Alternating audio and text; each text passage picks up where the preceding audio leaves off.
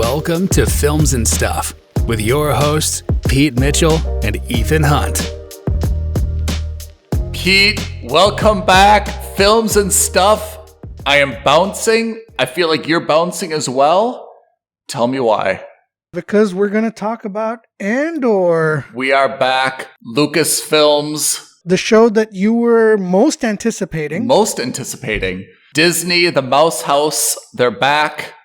Andor, we've got a new reason to dust off Disney Plus, log on again, since She-Hulk failed so spectacularly.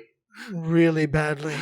Does Andor make up for it? So maybe we start this way. What were your expectations going in?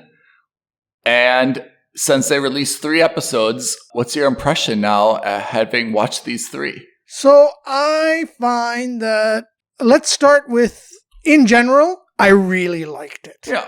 And I think what's really interesting is that it doesn't feel like Star Wars, even though it obviously is Star Wars. It doesn't feel like Star Wars. So it's set in the Star Wars universe, but at no point does it rub Star Wars in your face. Yeah. Right? You see androids, you see robots, you see spaceships, but you don't have like the random flyby of an X-Wing or of a TIE fighter or of like stormtroopers walking around. In fact, you don't see any stormtroopers. No stormtroopers. And so it allows you to see the burgeoning empire that is the Empire. Right. So how many years prior to A New Hope, right? So when we saw the film Rogue One, what year did Rogue One come out? Maybe like 4 years ago? 3 years ago? Maybe longer, actually. So after Rogue One led directly into A New Hope, how many years prior to Rogue One do you think Andor is set right now? Oh, we know. It's 5, right? So Andor is 5 years prior to Rogue One? Yeah, so remember when we first see the show, when we first open, it says 5 BBY, right? So that means it's 5 years before the Battle of Yavin. Oh, that's what that meant. I did not know that. Sorry. Yeah, okay, so this is where things get a little weird in the sense that for your average Star Wars viewer who doesn't know anything about Star Wars, the timing conventions, like on Earth we use BC and AD, right? And colloquially it's before Christ and after death. That not what it is, but that's colloquially what it is. In the Star Wars universe, their year conventions are based on the Battle of Yavin, i.e. the first Death Star destruction. Oh. This takes place 5 years before the Battle of Yavin, 5 BBY.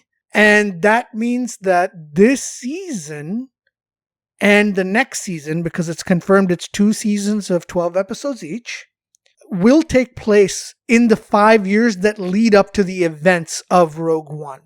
So would you say, when I watch Rogue One, it's a 2-hour movie, would you say the events of Rogue One take place over a matter of weeks?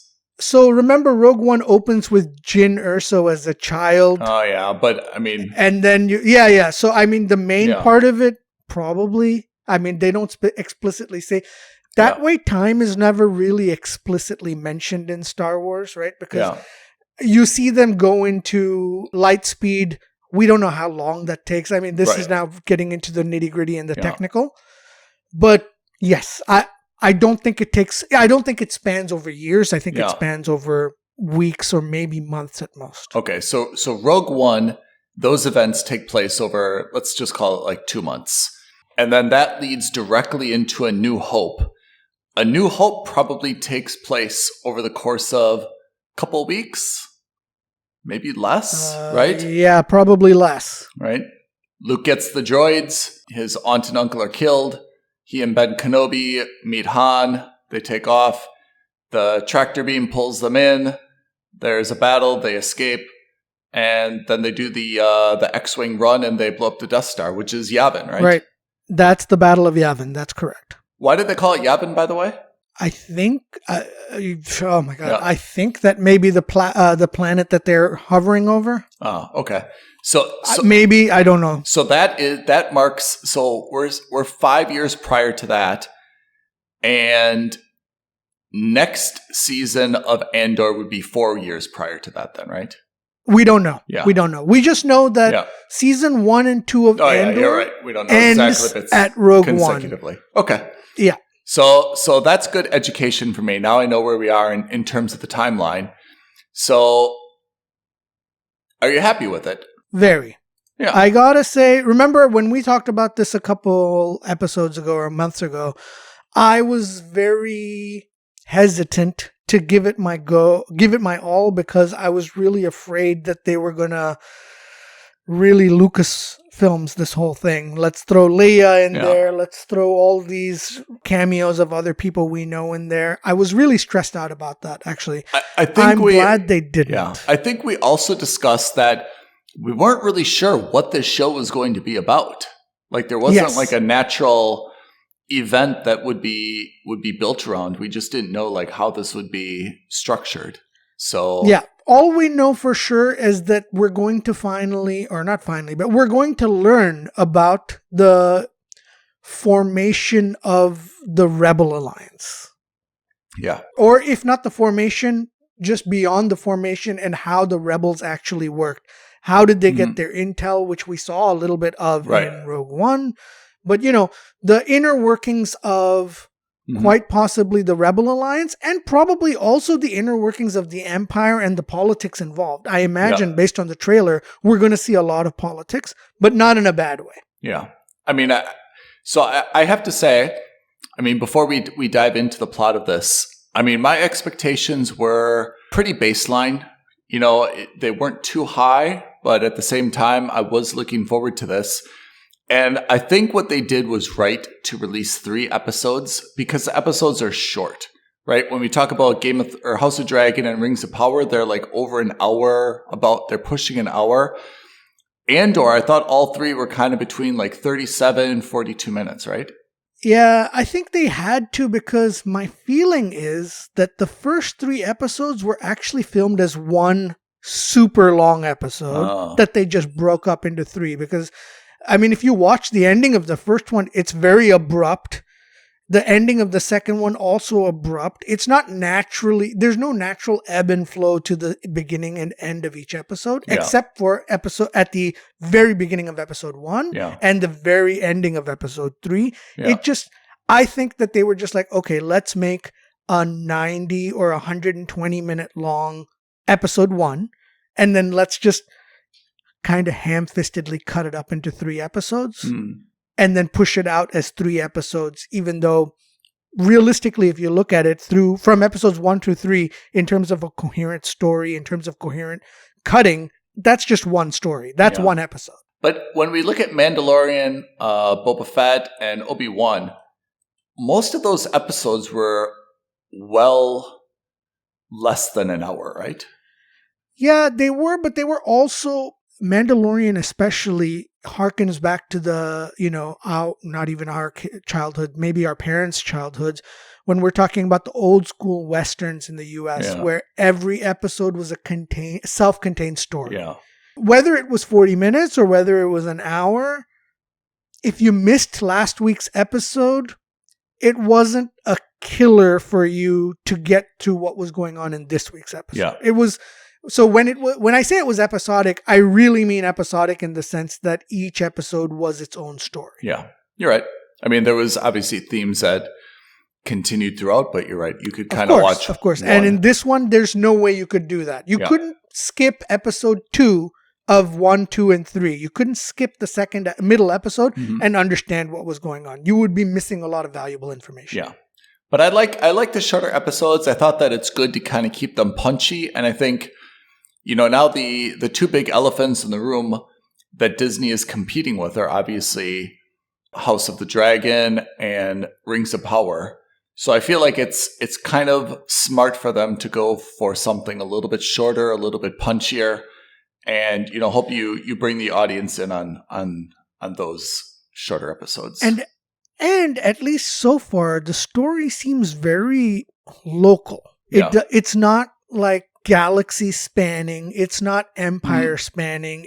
The repercussions of one action, you don't see that, it's going to cause the end of an empire one way or another. Yeah. At least not at this stage. And I don't mean to say it's low stakes, because of course none of these stories are low stakes, but at the same time it feels that way. And that's kind of nice, which is to say you like to be able to, at the end of the week, wash your hands and be like, okay, I agree. I'm done with that. Yeah. I don't need to spend 25 minutes to 2 hours on the phone with Ethan, worried about what's going to happen in episode 6 of House of the Dragon or in episode 6 of Rings of Power, because, okay, we get it. He's a scruffy guy. He's done some bad things. He is not a hero like we would expect him to be. He's really, if you think about it, Cassian Andor really comes off as not a good guy in this first 3 episodes. And then we see him end the episode by joining the Resistance. Or at least what he doesn't recognize is that he's about to join the Resistance. Yeah. Can I tell you what I liked best about this? Yeah, please. I loved the opening scene. I thought the opening scene really set a great tone for not overcomplicating anything. It was a little bit actiony. It was a little bit intriguey. And I thought that was just the right opening scene to kind of like grab my attention. There weren't all these kind of like complicated one-off conversations that tried to provide exposition or explain things in a narrative way. It wasn't this, highly complex action scene that they dove into right away. I thought that first scene was really the right tempo to start off this series. Yeah, I like that the writers and the director had faith to say the viewers are going to stay with us. So we don't need to do a 20-minute exposition dump. We can just have him go into that bar, say he's looking for someone, get into an altercation, and then bugger off. That's it. But let me ask you a question. Who is he looking for? Because at first I kind of thought like, oh, he's already joined the Rebel Alliance. He's, this is kind of like a clandestine meeting or something. You think he's just looking for an old friend and this is about like familiarity and seeking out like someone? I think he's looking for the girl from his flashbacks when he was a kid. Yeah, I guess.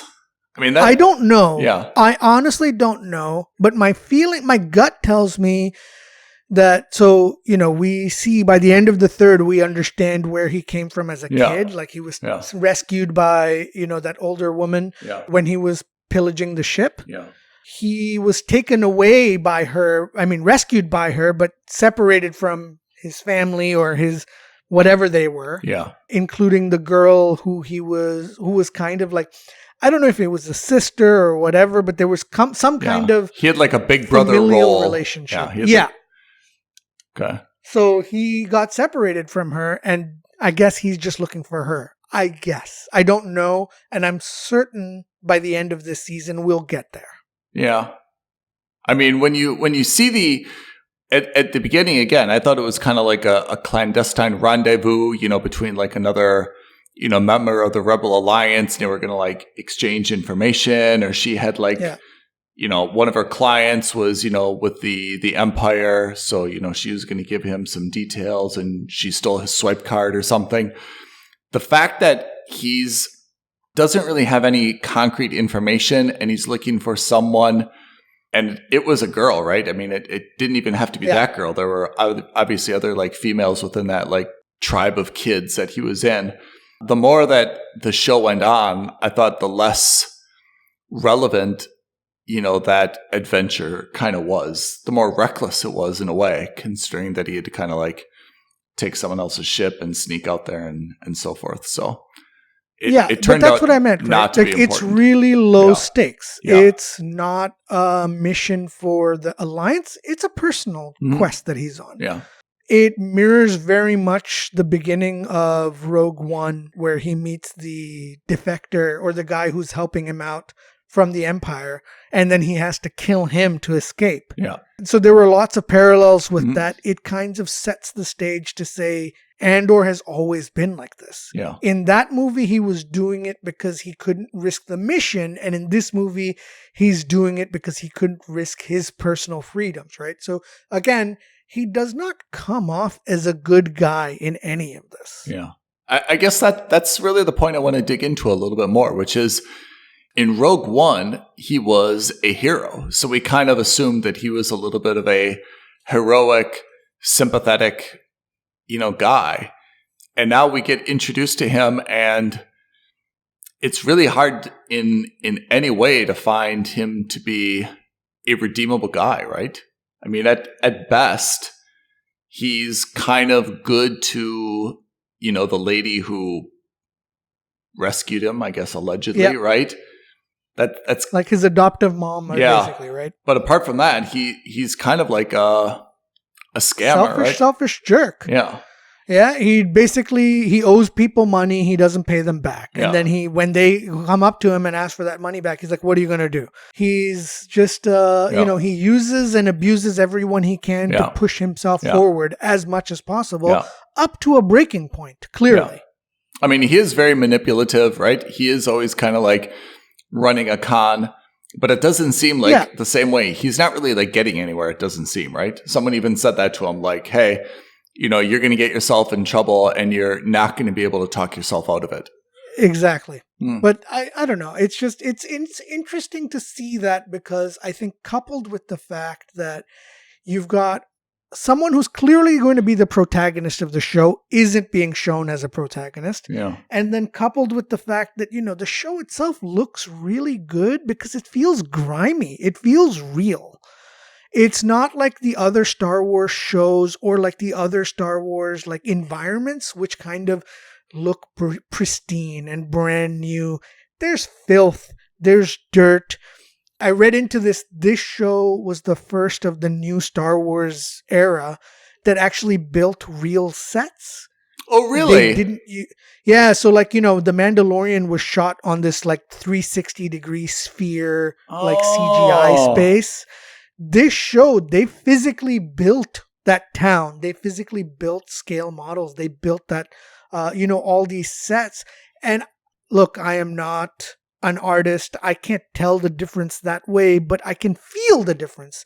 And this show feels better in terms of look than it does than the other ones do of this, of the new era of shows. I have to say, I'm not sure that I'm saying that politely, Pete. I don't know if I agree with you. I thought, and I even messaged you about this separately, I thought that this looked very much like the Disney Lucasfilms. I agree that there's some things that seem to be, of course, different. But generally, if you look at Mandalorian, Boba, and Obi-Wan, all three of them had at least one scene, and more in a lot of cases, where they were kind of in this town/village. There was a long, straight, like main street. And on each side, there were low-rise residences or shops or something.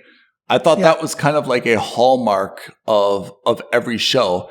Maybe that's the same, and there's a lot of other things that were different and purpose-built. But for me, one of the first things I saw, or I felt that I noticed was, oh yeah, this is very similar look and feel, even though the buildings are different styles and colors and, dirtiness Design. and so forth. Like, it wasn't like, oh man, I've never seen this before. I was like, oh yeah, this is pretty familiar. Mandalorian, Boba, Obi-Wan.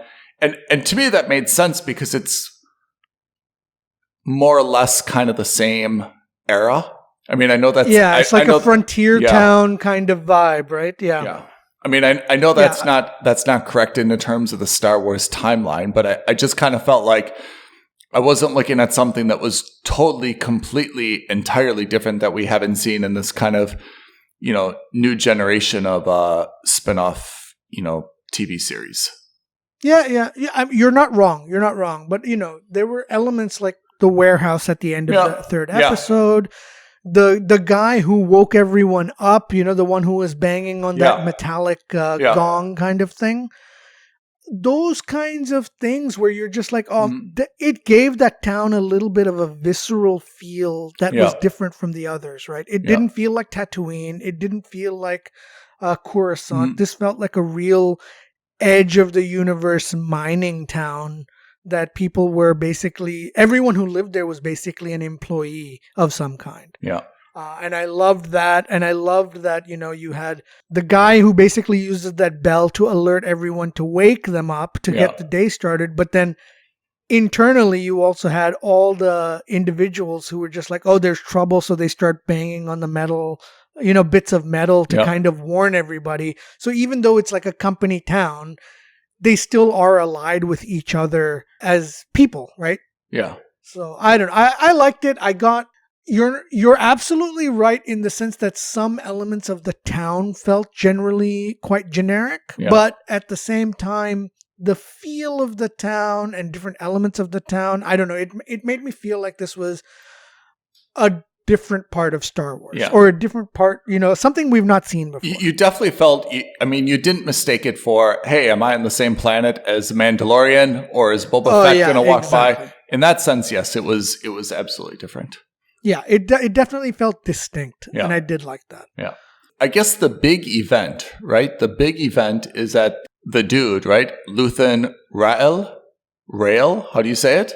Do you know? Did they ever say his name? I have no idea. But the assistant deputy, right? Stellan Skarsgård. Skarsgård's character. Yeah. So, wonderful. This is really the big turning point, right? Where he comes under the auspices that he's going to buy some piece of empirical, I don't know, hard drive or something. Some imperial tech. Yeah, exactly. Right. And instead he says, I'm not looking for the black box.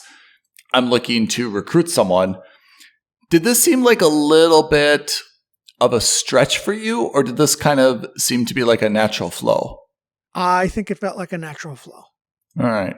For me, I can't help but feel for me, it harkens back to like the MI5/MI6/CIA/NSA days, which is, why go after someone criminally when we can hire them to work for us instead? Yeah. And basically that him stealing that black box from the Imperials was almost like an audition or a test that he passed, right? Clearly. And when he says, look, I'll pay you not just for the box, but I'll pay you extra for you to tell me how you got it. And Andor says they don't look at you. You can walk in as long as you have the uniform. You just walk in and do it. I was like, yeah, that's true. Like if you think about it, like at these big places, if you look like a janitor, no one's going to second guess that whatsoever. They're not going to check your papers. And because these guys all have that ego, and you see that, right? Because he's like, they look down on everyone. And I saw that as him vetting Andor to see if this is the kind of guy we want working with us in the Resistance. Is that how Andor got this black box? Because for me, I kind of thought that, and they didn't show it so that it refutes what I'm going to say, but I kind of thought when he was in that craft that, crashed on his planet, that, when he was trashing everything, he just kind of grabbed it, or the lady grabbed it. Oh, no, I think that was just in the past. I think that was a different thing altogether. So you're saying he stole it in a separate, raid? Yeah, exactly. And I think that was my feel anyway. Again, I could be very wrong, but I feel that the way he described it to Stellan Skarsgård was the way he did it. Is that he got a hold of some lackey's uniform and literally just walked right in, pretended like he was meant to be there, or at least had the arrogance and authority to be there. And so no one questioned him, and he just took it.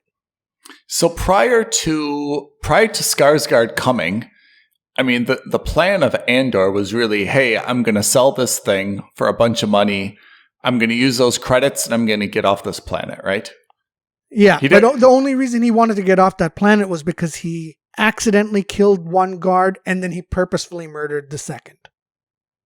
So he needed to buy a way off the planet to kind of lay low. All right. So I guess now, I mean, this is going to be, after the first 3 were released, it's just going to be on a weekly basis, you think, right? Yeah. Yeah. I think this is going to be just normal 1 episode a week for the next 10 weeks or 9 weeks. And there's 12. There is 12, yeah. All right. I mean, what day of the week is it coming out on? Do you know? I think Wednesdays. I think She-Hulk is the only one that comes out on Thursdays. I'm pretty sure this comes out on Wednesdays, and I think She-Hulk is almost over anyway, so. Yeah, I haven't been following. I think you've neither have I. Not that I care. Exactly. Yeah. Exactly. I mean, I have to say, I'm definitely excited about this, and I think that it fits in well, again, considering, I mean, I think if you're a studio right now, to be, distributing anything with Rings of Power and with House of Dragon kind of hanging over your head, it's really tough, to get anyone else excited in like another epic.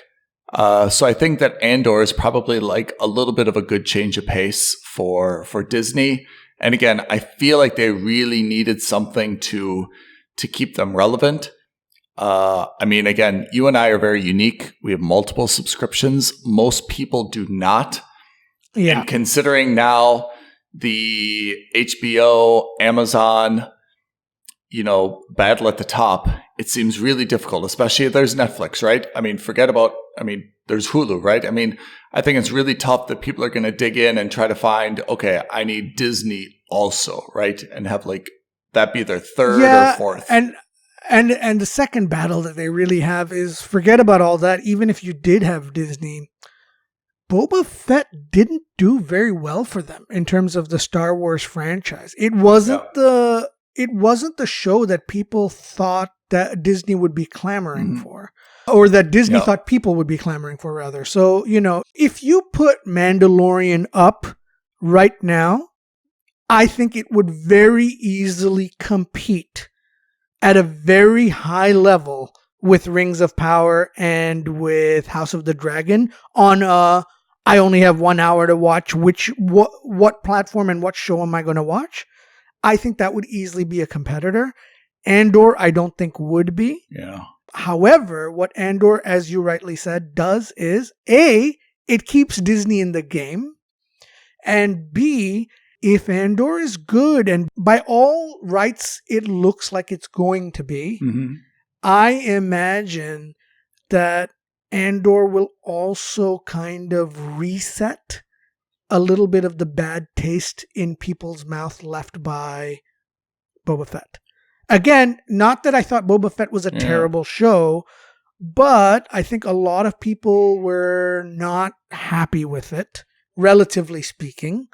And especially because there was so much integration with The Mandalorian where you were just like, why even have the Boba Fett show? This seemed like the precursor to season 3 of Mandalorian. So I think this is a way for for Disney to say, hey, Star Wars is not just about The Mandalorian. Let me show you what we're going to do. And that's what they've done with Andor. Yeah. I mean, I think Boba had a lot of problems with it, which is really unfortunate because that's such an iconic character.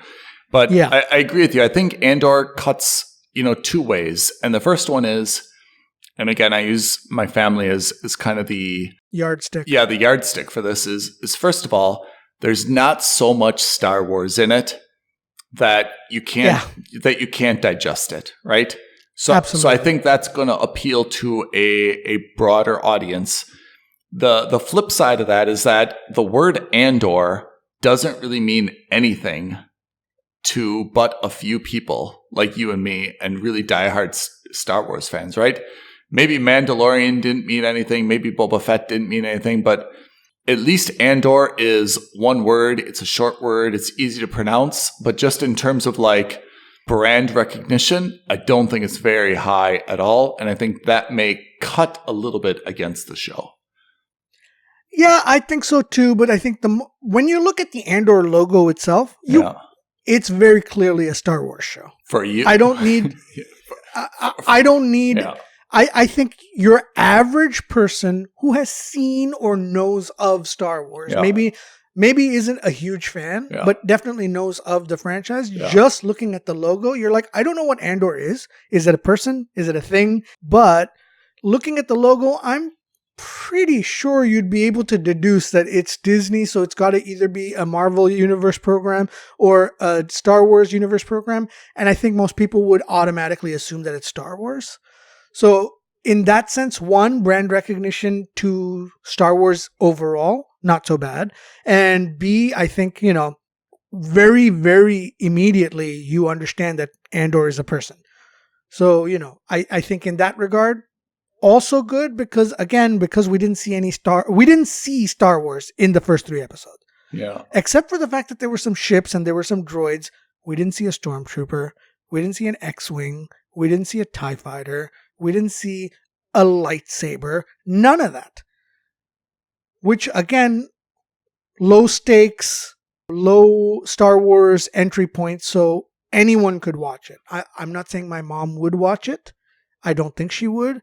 But if I forced her to sit down and watch these first 3 episodes, she wouldn't stop me every 3 seconds to ask me questions like, who's that guy? Yeah. What's that guy? You're right. What universe is this from? None of that would happen. Mm-hmm.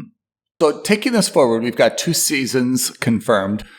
Is there any visibility on what's going to be the next kind of Star Wars series spinoff? Do we have anything else in the pipeline? Coming soon, we've got season 2 of The Bad Batch. I think that's already out. Oh, yeah, but that's animated, That's right? the animated. Yeah. Rumors are Obi-Wan Kenobi season 2 has been greenlit. I don't know. Oh, really? Mandalorian season 3 kicks off in February of 2023. Oh, yeah. Ahsoka show is coming out. They're filming that now. Oh, yeah. That'll be big for the Star Wars crew. For the Star Wars fans, that will be very important. Especially for those who are fans of the animated shows. Yeah. Because Ahsoka was very much a part of the Clone Wars. Yeah. So again, if you didn't watch it, I think it'll not be the super easiest to understand what's going on. Hopefully that's not the case, but we'll see. Mm-hmm. Then there's something called The Skeleton Crew. I don't know what that is. But that's also a live action. The Acolyte. I don't know what that which is. I've heard about, but I don't know what that is. And then you've got Lando, Donald Glover. Yes. So man, I can't wait for Lando. I don't know if it's confirmed. They haven't canceled it yet, but it's still in development. Lando has to come out, but I'd like it to come out while he's still a young man. I mean, these guys age, right? I mean, it's not like you've got an unlimited window. Casting the guy in 2020 is a lot different than casting him in 2025. I absolutely agree. Well, I'm excited for Andor. What's your rating of this? So I was a mooch based on the trailer. Yeah. And right now I'm at a subscribe. Oh, really? Yeah, I really enjoyed it. I really enjoyed it as well. I'm going to keep it as a mooch. My rationale is that it's definitely a satisfying, a gratifying show. It's a little bit short. So, I mean, if you're just talking about, value per minute, it's a little bit on the short side. And I don't think that there's going to be as much pop culture, water cooler, spoiler talk about Andor as there would be for House of the Dragon or for Rings of Power. So by all means, I love it. I'm going to continue to watch it as soon as it comes out. But again, I don't think that it's a must subscribe considering all the other things out there right now. Maybe it will change. Let's see. Hopefully it does. I mean, it's interesting because based on the trailer, you were at a 5 at the time. Oh, yeah. I was at a mooch because I was worried. And it's so interesting to see that after the first 3 episodes, all my fears were allayed. Yeah. I didn't have to worry about it. I was all in. So again, looking purely at the show, I'm not looking at the landscape because, it's not fair to look at the landscape. Mm-hmm. Looking purely at the show right now, I'm at a must subscribe. Of course, as usual, both of us reserve the right to change our ratings by the end of the season. Important disclaimer, yes. We will, of course, review this maybe on a weekly or bi-weekly or fortnightly basis. Yeah. And we will decide, if that's going to change or not change. But you heard it here first. It's a mooch from Ethan. It's a subscribe from me. You won't be disappointed if you do watch it.